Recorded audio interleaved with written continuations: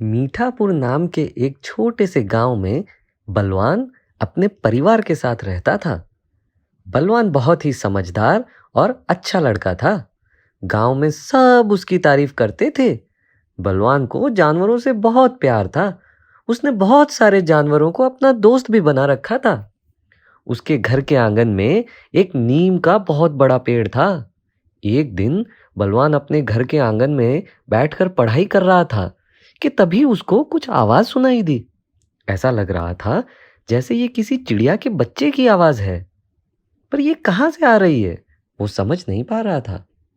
तभी उसने देखा कि वो बच्चों की आवाज तो नीम के पेड़ में से आ रही है। बलवान तुरंत घर में गया और एक बड़ी सी सीढ़ी ले आया। बलवान ने पेड़ के सहारे सीढ़ी लगाई और धीरे धीरे ऊपर की ओर चढ़ा। उसने देखा कि पेड़ की कोटर में तोते के दो नन्हे नन्हे बच्चे हैं। उन्हें देख वो बहुत खुश हुआ। वह दौड़कर अपनी माँ के पास गया और बोला, माँ, तुम्हें पता है हमारे घर के आंगन में जो नीम का पेड़ है ना, उसमें तोते के दो बच्चे हैं। कितनी खुशी की बात है ना। बहुत मजा आएगा जब ये बड़े हो जाएंगे। मैं इनके साथ खूब खेलूंगा, इन्हें रोज दाना डालूंगा, इन्हें बोलना भी सिखा दूंगा। बलवान की खुशी का ठिकाना नहीं था। वह सबको यही बात बताता घूम रहा था। कुछ दिन बीते। एक दिन मीठापुर गांव में बहुत जोर की बारिश हुई। बारिश 2 दिन तक लगातार होती रही। सब गांव वाले दुबक कर अपने घर में बैठ गए। बलवान को तो बस एक ही चिंता खाई जा रही थी।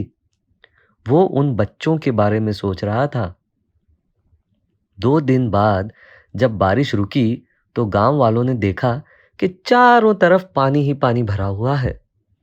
बारिश की वजह से बहुत नुकसान हो चुका था। खेतों में फसल खराब हो गई थी, रास्तों में पानी भर गया था, नदी नाले भी ऊपर तक भर चुके थे। बलवान जल्दी से सीढ़ी लाया और पेड़ पर चढ़ के तोते के बच्चों को देखने लगा। उसने देखा कि घोंसले में बस एक ही बच्चा है और वह भी मर चुका है। बलवान का दिल ही टूट गया।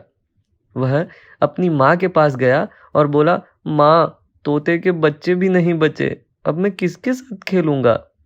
और वह बहुत उदास हो गया।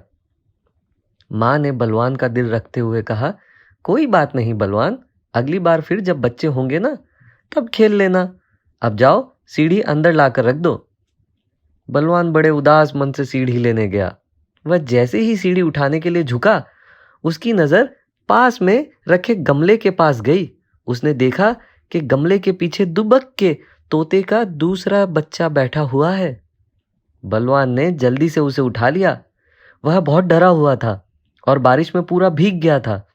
बलवान देखकर समझ गया कि इसकी हालत खराब है, इसको ठंड से बचाना पड़ेगा। बलवान उस बच्चे को घर के अंदर ले गया और एक गर्म कपड़े में लपेट दिया। वह उस बच्चे को लेकर अपनी माँ के पास जाके बैठ गया। बलवान की माँ तब खाना बना रही थी चूल्हे पर। चूल्हे की गर्मी से बच्चे को थोड़ा थोड़ा आराम मिलने लगा। बलवान ने सोचा, इसे भूख भी लगी होगी, इसे कुछ खिला देना चाहिए। उसने कुछ मटर के दाने लिए और बच्चे के मुंह में पीस कर डाल दिए। बच्चे ने वह दाने खा लिए। रात को बलवान ने उस बच्चे को अपने ही कमरे में रखे एक डिब्बे में सुला दिया। सुबह उठ के बलवान ने देखा कि वह बच्चा अब एकदम ठीक हो चुका है। बलवान बहुत खुश था।